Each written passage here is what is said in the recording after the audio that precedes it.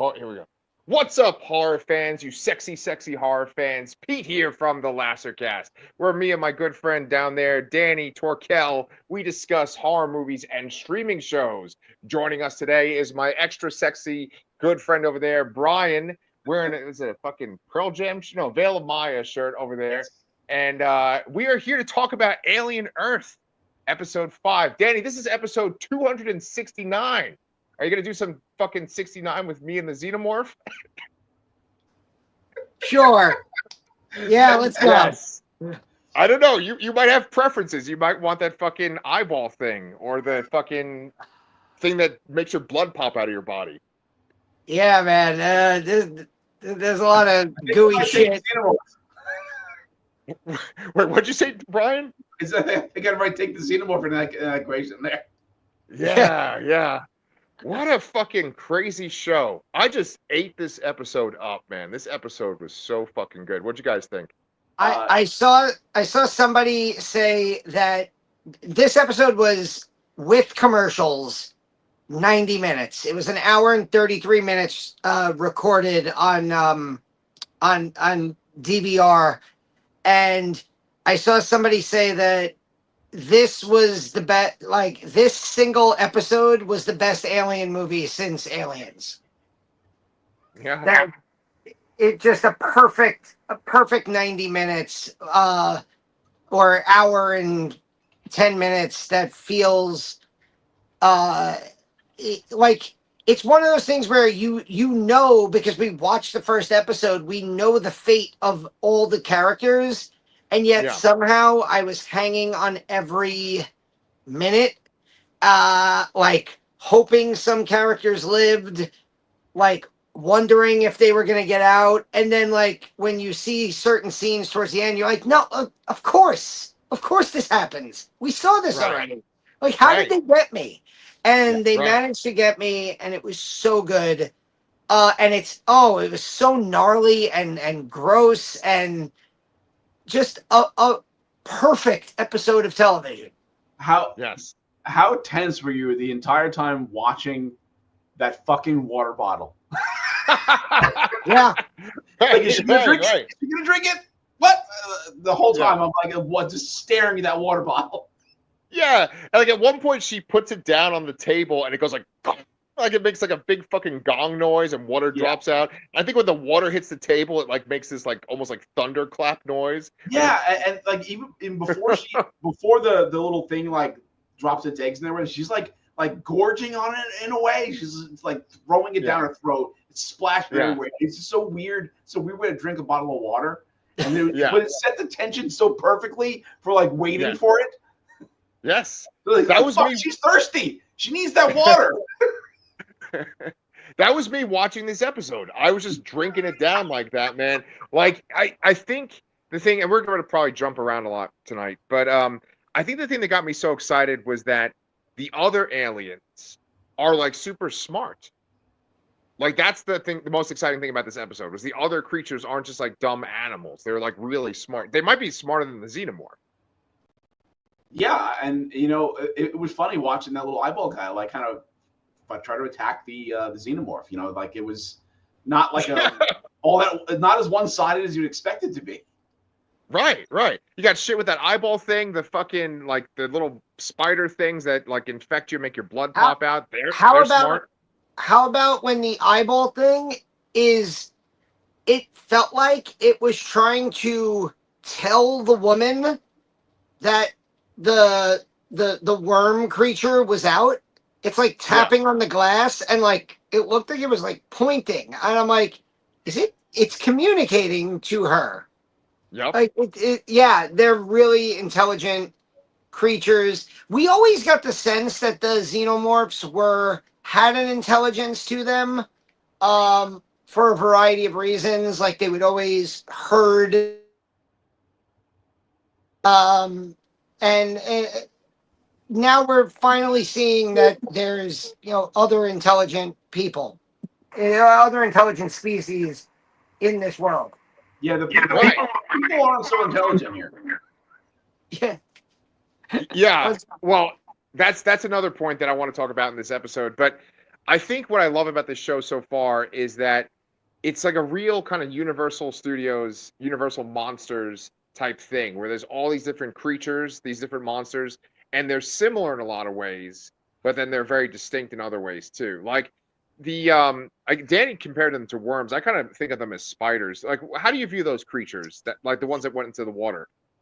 Leeches, sort of. Leeches. Okay. Yeah, Right. So they kind of latched on and were sucking the blood out. That's kind of the vibe I got. or no, don't they at one point say they're ticks? Like the scientist woman says they're ticks, right? Yes, yeah. When they're on the inside, we have to break the guy open. The engineer kid. Yeah. Like, because each of them are similar to the xenomorph too, because like when they fucking cut one of those tick things open, like stuff comes out, like a vapor comes out and just kills the two people in the room with them. Yeah. I so mean, like, go ahead. Do we know if all these creatures were captured from the same location? I mean, is that maybe it's kind of the ecosystem and the survival mechanics of that planet? You know? Oh, that's actually kind of hot as fuck. I actually kind of would like that if they are all from the same planet. Yeah. You know? I don't know. I kind of was on the impression that they went to multiple locations, but it makes more sense if they just went to one, right? Because they don't talk about going to multiple stops. Yeah, I just thinking about the mission in general and how all the travel that happens at 65 years, they keep saying, I can't imagine they have the time to go to multiple places, or there'll be that many places that close together that they can do this. Really, really good point. I think that, like, you know, people were talking about how this show kind of cancels out Prometheus, and Prometheus and Alien Covenant, but I think that alone is kind of evidence that Prometheus might still exist, because, like, the idea is that, like, that black goo is what kind of creates all this stuff. And it's like the black goo made the fucking tick things, it made the eyeball thing. I could see that, and I think that makes sense. Yeah, I don't think it necessarily means it overwrites the engineers and any of that. I think it just overwrites the specific events of the movie Prometheus, where with like David and Dr. Shaw and all that stuff. Like, I don't think any of that happened, but I think, based on Alien alone, the engineers clearly exist, because you can't retcon them out. Right. Denny, what do you think? Do you think it's one planet, and do you think that this kind of connects it more to Prometheus, or what? I don't know. They kind of made it seem like this was a very specific mission to collect specimens. I mean, obviously they have science workers. They have an entire room set up with these glass jars that they almost like a room that you would see in like the insect room in a zoo. And I do kind of feel like maybe they've made multiple stops, because obviously if you're talking xenomorphs, you're talking LV-426. And then you're running into the problem of, we've never seen any of these other species in any of the other Alien movies. That many Aliens, for instance, takes place completely on LV-426. So it would be likely that like some of the colonists there would have run into an eyeball squid monster, or that giant plant-like thing with the fingers, and it just feels like those things would have come up. So yeah. I'm willing to kind of maybe bet that they've done a few planets. Okay, yeah. One thing that we've talked about already tonight is the idea of, like, you go on this mission, you're gone for decades, right? And you lose your life back home. And I think that, like, that can segue us into talking about Morrow and the fact that, like, he left his family behind. He left his little daughter behind. And he knew he was going to be gone for decades. And then he finds out on the trip that his daughter died in a fire. Like, Danny, you were saying in a text message that, like, Morrow is, like, in your top 5, I guess, Alien franchise characters list? I think, look, if there's, we know, we've done full episodes on the Lasercast about how award shows treat horror and sci-fi. If there's any justice, the actor's name, I think, is Babu Sise. He should get an Emmy nomination for this show. This episode alone, he was so fucking good. And yeah, I what I loved about this episode is for 4 episodes, he came across as a really cool villain. And now this wasn't like, the thing that you hate, Pete. This wasn't like exposition. This was this was filling in the gaps of something we already saw, and it was filling in those gaps, and it shows this character, he's a company man. But he's a company man for moral reasons. He's indebted to Weyland-Yutani and the Yutani family. He has that personal grief now that kind of drives his character. And I just thought he was so freaking good. So yeah, I was like thinking in my head, I'm like, aside from Ripley, if you take aliens out, because the Space Marines are all so fucking cool, if you take aliens out, who are the great characters in the Alien franchise? There was, I believe his name was David, the from Romulus. He was awesome. No, David was Prometheus. Walter was Romulus. Oh no, I'm sorry. No, I'm thinking of. Yeah, I'm sorry. You're right. Okay. We're all middle-aged. No. Hold up. We got to fix this. Walter is the other David in Covenant. Yes. Covenant. In Alien Romulus, who is the brother who's a android? Yeah, Brian, you want to look that up real quick? I already am. Awesome. So, what do you call it? There's him. You're gonna say Andy. Andy. Thank you. There's him. There's, maybe in Prometheus you do have David. You have David, because also the actor playing him is amazing. Michael Fassbender. I love, even growing up as a kid, I loved Parker in the original Aliens, in the original Alien. And then of course you have the literal laundry list of Space Marines that you could pick from Hicks to Hudson to Vasquez to Apone to Drake. You can go down the list, but I don't think there's Dylan in Alien 3 is a great character also. Charles Dutton. It's interesting that it's usually, as I'm thinking about this, the African American characters are usually fucking great. You have Yaphet Kottos Parker, Charles Dutton as Dylan in Alien 3, Andy in Alien Romulus, and Morrow in Alien Earth. And I think if I'm whittling it down, I'd probably put him in my top 5 of Alien franchise characters right now. Damn. Okay. Well, I guess we have to see how everybody's at. Yeah. Well, Brian, what about you, man? What did you think of this episode in general and him? It was incredible. I love space things. I just do. I love things that take place in space, on spaceships. Just the idea of being trapped. Xenomorph or not, in this episode, I would have loved this in any way, shape, or form. And it's just something so compelling about being trapped on this thing where you have no control of, your safety is not guaranteed in any way, and all this shit goes wrong, and just dealing with that. I love movies like that. I thought of like Sunshine, things like that. It's just there's all kinds of movies that are great that have that sort of premise, and I eat that shit up. Yeah. And one thing that I eat up too is the world building, which they always put in a little bit of extra world building in every Alien installment. But in this episode, there's world building as well. There's the idea that you can just cut a person's shares as a disciplinary action. We're going to take this portion of your shares in the company because you did this, right? And then there's also the idea, and I made a little Pete on the Street video on the LaserCast channel of are we going to be dumb in the future? I mean, the answer is yes already, right? We're dumb right now. Yeah, right, exactly. But the implication is that you could be a fucking astronaut, you could be working on a spaceship, but you're not. The kid didn't know the difference between geology and biology. He didn't know what the word apprentice I don't think was. the kid realized that this trip would take 65 years. Yeah, that too.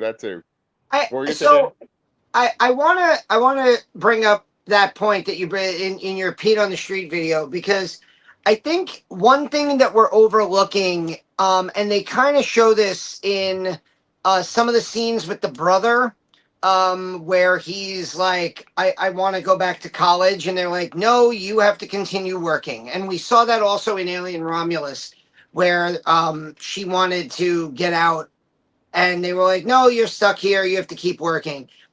I think we assume, because we have NASA, that being an astronaut is a job that only highly intelligent people at the highest levels can do. I think the world of Alien is a world where space travel and it is so easy. Like, these are not astronauts. Like, they're not wearing spacesuits. They get, like, think about it. You get put into a pod and sealed, and you go to sleep, and you wake up in outer space. And then you walk around a spaceship where you don't have to wear a helmet, you can breathe the oxygen, and you have your Earth task. Your job that you had on Earth is now just your task to do, but you're in space. So I think it's not a dumbing down of like people. I think it's like almost a dumbing down of space travel, where it's like it's become grunt work. And what I love about that, and I think I actually responded to your Pete on the Street, was that they make this clear in 1979. Like, this is what Brett and Parker are talking about in like the opening 15 minutes of Alien. They're just grunts on the ship. They're like, they're not astronauts. They're like, they're space truckers. Yeah, they're space truckers, and they are, chewing their cigars, and they want, more money to do more work. But then when it's time to get back to Earth, they don't have to do any science stuff. They just have to lay in a pod and go back to sleep, and they'll wake up on Earth. Yeah. It makes a lot of sense that their main computer is called Mother, right? Because they're almost like children, and they need something to be like running the ship and telling them what to do too. We keep talking about Alien, and that's because this episode is very much like Alien, right? They're like on the ship, and two people get infected by facehuggers right away, and then there's dialogue in this episode that is like taken straight out of Alien. Like, when they talk about how, like, we got to put them in cryo sleep. That's the protocol for if someone gets infected. There's other stuff that's straight out of Alien too. But what's interesting to me about this episode is that we're going through Alien. We even have like counterparts to the people in Alien. Like Morrow, Danny, is he in the same job as Ripley? Like, does he have the same job as Ripley? He's the security advisor, right? I think that was her role. Yeah. Because you had Dallas was the captain. Yeah. Right. Ash was the medical person. I think she is that's why she stays on the ship when they all go to investigate, the eggs. And that's why she knows all the protocols, living through COVID, that meme of Ripley being like, if you let it in, we could all die. Right. That was very prevalent. So yeah, I do kind of see, like, I feel like Morrow is Ripley except he's kind of like Ripley mixed with Ash, because he's doing whatever he needs to do to survive, but he's also doing it for the benefit of the company. Right. Yeah, Ripley is a lot more humane than Morrow is. Yeah. Very, very good observation, Danny, because it's basically like he has a debt to Weyland-Yutani because they use technology to fix his life, so he has this debt towards them. And I love the idea of combining Ripley and Ash together because he does things that are like Ripley throughout this episode, where he's like, he basically takes command of the ship towards the very end. There's this one actress that she becomes like the acting captain. I wish I knew her name, but she was from like the most recent season of Fargo too. And we see more of her backstory. I think she was like having an affair with the captain, or like they were having like a romantic, whatever. They had a relationship, Yeah, And Zaverny. What's her name? The character's name is Zaverny. Yeah. I mean, like, she just gets more fleshed out. We already knew about Morrow, but everybody gets fleshed out on this episode. Is there anyone in this episode, Brian, that like kind of stood out to you besides the kid, the apprentice kid, and Morrow? I think everybody stood out. Really, like I was so glad to see this crew again because they seemed like that first episode was just not going to be enough, Yeah. So I was really happy to see literally every character again. But I guess Right. obviously Morrow stands out, and I think the acting captain stood out. I found the idea, the world building idea that you're not allowed to have a relationship in space, which I find so compelling when you think about it in the sense that you're going away for a lifetime, and when you come back, everyone you know will be dead. So you literally will have no relationships. So it's like it's such a weird like thing that's at odds to have, like a rule to have. Right. Yeah, I know, and like every character is interesting on some level. I mean, that android is really interesting too. Like he's sitting there smoking a cigarette, and I thought it was weird that he got taken out by the xenomorph. They don't show it, but like it's very much implied. Like it's like looking at him through the vent, and then he's like screaming as it comes down. He's also the by far the creepiest android in any of the movies, I think. Yes. I really liked when Morrow was going around interrogating the different people, including him, because he kept like saying like, you're not asking the right questions and stuff. I just really like their interactions. I actually really like the doctor too, who was like chain smoking as well. Everyone smokes in the Alien universe. Yeah. What'd you think of him, Danny? Did you think like the doctor, the engineer, the actual engineer, not the apprentice, were they like did you like them? Were you sad to see them get killed off? I mean, like again, there's a difference between like sad to see somebody killed off and like spending my like being like as Brian mentioned, you're just sitting there and the tension is building because they die, and you're just like, is this the moment they die? Is this the moment they die? Like, what's gonna bring this? And like you mentioned like stupid characters and stupid decisions. I thought the idea of like, let's cut open, like we open up a body and we see that the insides of this kid's body is riddled with like blood-sucking bugs.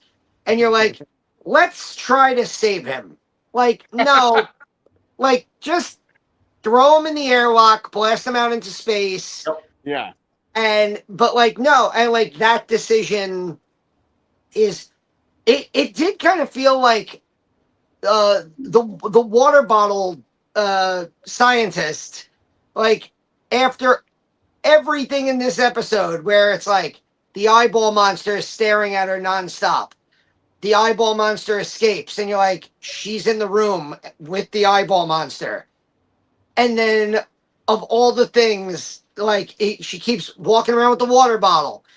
Is she gonna drink it? Is she gonna drink it? And then of all the things, it's like the other guy snips a bug, the smoke comes out and just immediately kills them both in the room. I was like, that was maybe a little bit of a letdown given how much tension they were building up about her death. Yeah, especially too because that doctor came in like when the creature escaped. The doctor came in and he was like, "Oh, look at that there," and he just picked it up and tossed it back in the container like it was nothing. And then that blunder happened at the end there. Yeah, which one of you guys have watched Severance? Have both of you watched Severance? I've watched Severance. I've only seen like 2 episodes. Oh, okay. I was gonna say because that doctor woman, we just keep calling her water bottle doctor. She's from Severance, and I was like, oh, that's cool. She's in this too. Shit! I didn't realize that. I know exactly what you're talking about. Yeah. Did you watch The Bear? She reminded me of like the one of the women on the bear who works at the restaurant. Yeah. The one who says my like, wife has. yeah, the one who It's says not like, her. yes, yeah. No, I know.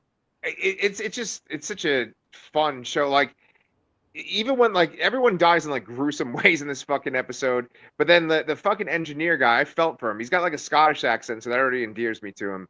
But then like he's just standing there on the bridge, and you're like, okay, he's got the fucking eyeball. He's gonna turn. He's gonna have the big fucking bulging eyeball, and lo and behold, that's how it goes. I guess like he called the xenomorph, like the eyeball called the xenomorph by that point. I was really confused by that because it seemed like that, but then they started fighting immediately. So Yeah. maybe it was like, oh shit, like the alien's coming. Yeah, I thought it might have been trying to communicate to Morrow that they're like, hey, there's something behind you. Right. Well, that also goes back to my theory that they're from different planets, because like maybe they're like natural adversaries, but also the idea of like the eyeball. It certainly felt like it was trying to communicate with the doctor about those like worm things, and then it's like trying to communicate with Morrow that there's a xenomorph behind you. It's interesting because we see that shot again where we see from the eyeball's perspective, like we see it in the goat looking at whoever the fuck the scientists are. Timothy Olyphant. Yeah, he's looking at Timothy Olyphant. That's right. Yes, it's funny. Yeah. I've already forgotten about every other character on the other thing because I'm so hyper focused on how good this episode was and how good the characters are. Right, Kirsch. Yeah, that's Timothy Olyphant. Yeah. I mean, like, you kind of knew how certain people were going to go, and it's funny because when they crash, you see their corpses littered throughout the ship, and so you're just sort of speculating, wondering like how each one dies based on these creepy creatures. And then in this episode, we see it. I want to talk about the saboteur in a second, but before we get to that, I just want to talk about the way things are filmed in this show, because I think that like Noah Hawley, I think he's a talented filmmaker. He wrote and directed this episode. One of the shots, I'm seeing it in my mind right now.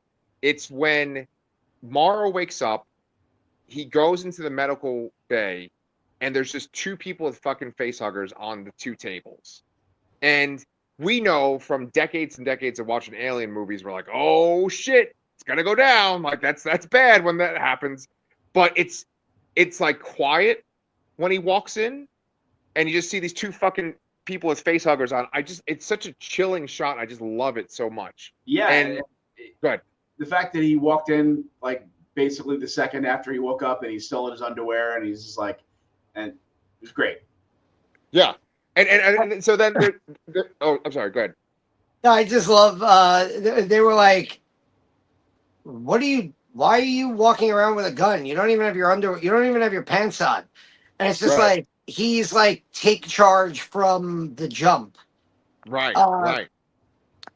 And they're definitely building. I feel like every episode just keeps building up Boy Cavalier to get like a gruesome end with with basically Morrow figuring out that the saboteur is working like to get to crash the ship so that Boy Cavalier can steal all of these specimens that Yutani has planned an entire mission for. Like it's all going to come home to roost probably by the end of the season, where Boy Cavalier is going to be fed to something, whether it's the eyeball monster or the xenomorph. Who knows? I mean, Morrow could literally kill him too. I feel like it's going to be Morrow now. Yeah. I mean, so going back to my thing about the shots, there's two really fucking awesome shots with Morrow in them too. And it's with his like fucking T-1000 blade that comes out of his arm, where like he's talking to this one kid who's like sort of another kind of clueless kid on the ship, and the kid sort of makes this reference to like maybe he's the saboteur, and Morrow just has like the blade like up against his throat, and he's like, "Are you the saboteur?" I fucking love that. It's like a very Wolverine type moment. Then when he kills the saboteur, he's like impaled him, and the guy's just like hanging there. I love that so much. But there was also a really interesting shot. We talked about how everyone was smoking on this, but the smoke was just like around his face. It just looked really fucking cool. yeah.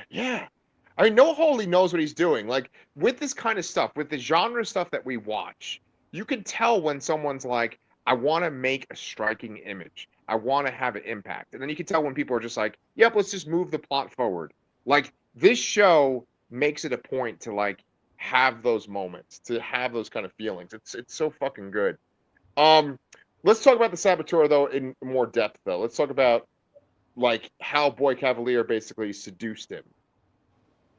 Yeah, it sounds like he was just, promising him more money to kind of redirect the ship into his area so he can steal all this shit. Because I still find it interesting, the whole premise of why they want alien life for this stuff. Because it seems like he has this whole synthetic thing going on. Like, I don't understand how the aliens and this other creatures are going to kind of benefit that progress. Agreed. Yeah. Unless it's just like, hey, this is another thing I can do because I'm bored. Right. Yeah, I mean that's a really good question because they always talk about like capturing the alien to do something with it. Like I guess maybe to use this. Oh no, in this fucking episode they say why they would do it, don't they? Yeah, it's the engineer guy, isn't it? Yeah, because the implication is that like they want the aliens so that they can use them against other corporations. Yeah, right? but in what way? It's like, are they going to attack them, or is it like, some kind of leg up scientifically against them to take some kind of corporate advantage, like to make like the next product? I took it kind of like attacking. I kind of all this corporation stuff reminds me of like Game of Thrones and like the noble families and shit. And so I was thinking that like this is like having an alien is like the equivalent of having a dragon. It's like, okay, this is your leg up, Maybe. Danny, what do you think about all this armchair or fantasy booking? I don't know. Like part of what I love about this show is that each episode feels very insular, and I don't really they don't really show their hand for what's coming next. So I don't.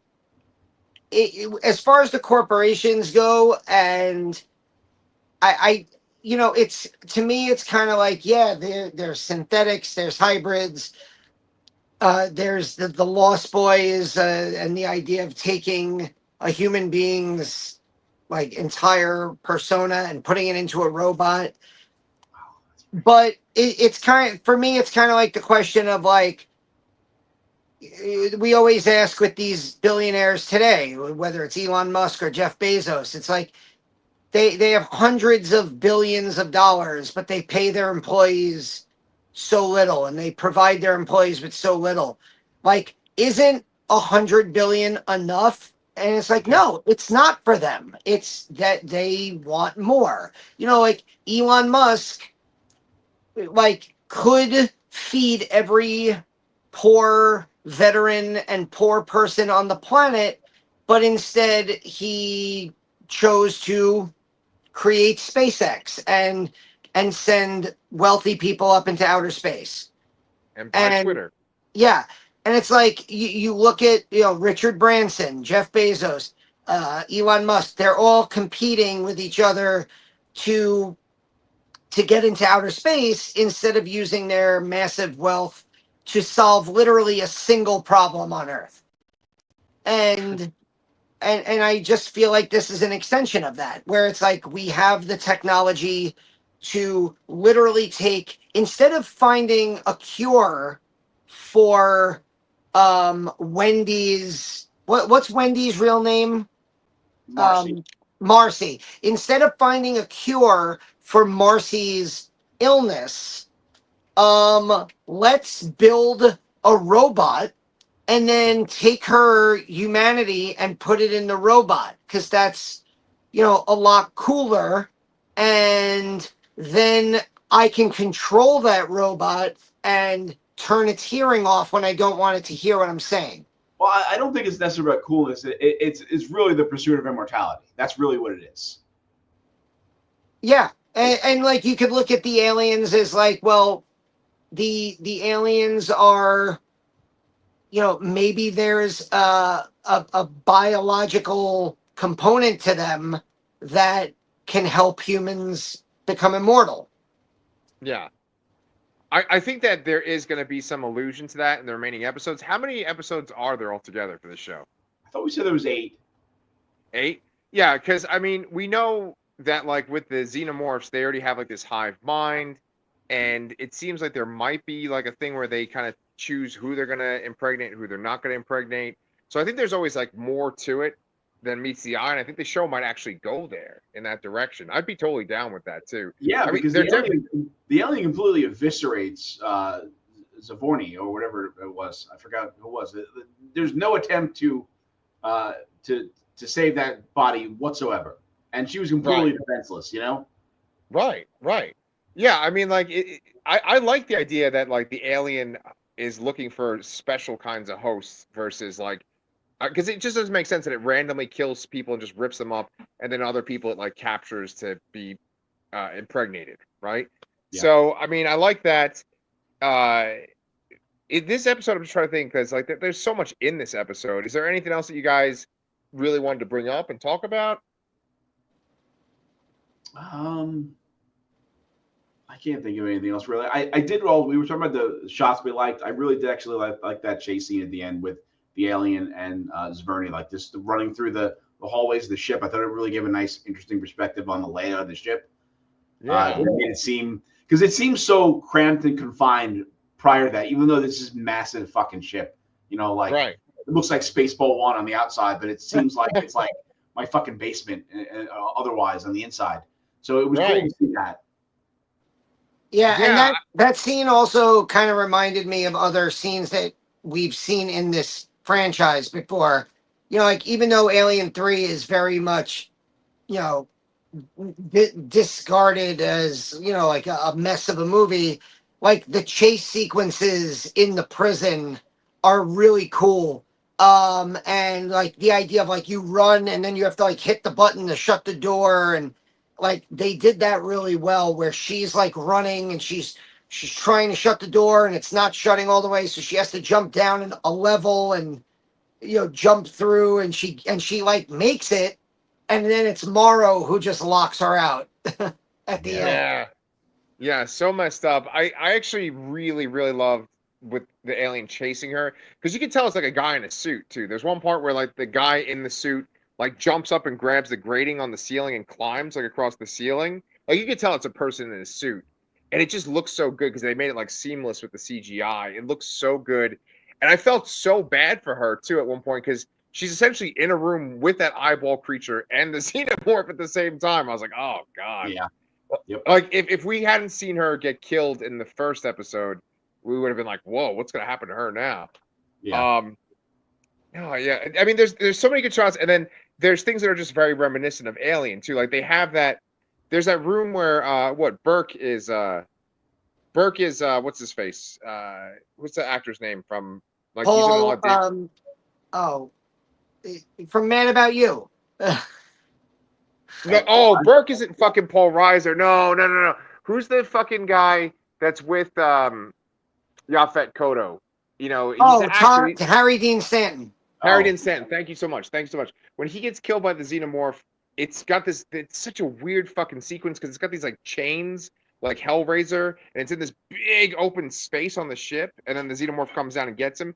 They have that exact set in this episode where it's like that big open space. And then I loved with like the acid had eaten through a couple of floors of the ship, and Mara's smoking a cigar, and he like chucks the cigar down the hole. I just love that fucking shot too. Yeah, just such a good looking show. Just I don't know, I fucking love it. What else you guys got? I guess we can talk about the very ending there where Morrow comes into Yutani, and it sounds like they're gonna assault Neverland at some point too. Danny, what have you seen? What visions of the future have you seen with the preview from next week? I don't remember. I've been to 4 concerts in the last 9 days now. I watched this episode. I watched this episode. I think. Wait, this was Tuesday night, so this was. Oh, I had just gotten home from seeing the new Toxic Avenger, and I was like, "Shit, I gotta go to bed early because I'm going to see Nine Inch Nails tomorrow. Plus, work now it started." And that turned into, oh, Alien Earth is 90 minutes. Play. And so by the time it ended, I think I might have just like, when the music started, I was like, all right, fucking awesome. And I think I might have just turned it off. Yeah. Well, the song was Smashing Pumpkins, right? Yeah. Yeah, Cherub Rock. Cherub Rock. Yeah. Oh, actually, I think I just remembered there is something in the previews for next week where Wendy and the brother Joe wants her to like leave, and he's trying to get her to leave. Like, we can sneak out of here. And she turns and is like, what if I don't want to? Okay. And they show the like baby xenomorph, and he's grown a little bit. And there's some like scenes with her trying to communicate with the toddler xenomorph, I guess. Yeah. Those things fucking grow fast, though. That must just take a couple of hours before it's that size. Yeah. You know? Yeah, I think we're moving towards pet xenomorph. Yeah. I don't know, man. I am fucking digging this show, and I'm actually really enjoying talking to you all about it right now. Unless you guys have anything else you want to say about this episode, we can bring it to a close. What do you think? Good here. You're gonna get a thumbs up from the concert. The guy who's like worn down from concerts and movies and stuff. So Danny, while you're at it, do you want to go ahead and plug what's on our channel? Well, I just mentioned it. The new Toxic Avenger, which is really not new. It was made in 2023, and then it sat in, I guess, not development hell, but production hell, because they couldn't, distribution hell. They couldn't find a distributor for it. It was bought by Cineverse and Bloody Disgusting, and it's out this week. If you live in New York, it is still playing this week, I believe, up until Friday.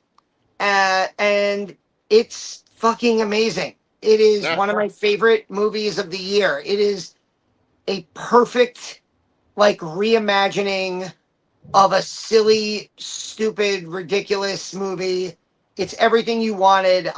So I saw that. I did a 60-second short for that, and I rewatched the original Toxic Avenger, which was on Shudder.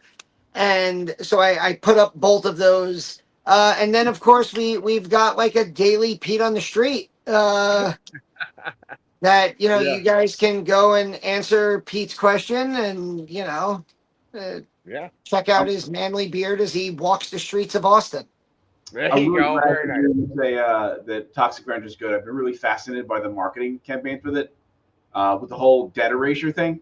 I don't know if either of you heard about that, but I thought that was really cool way to use the budget.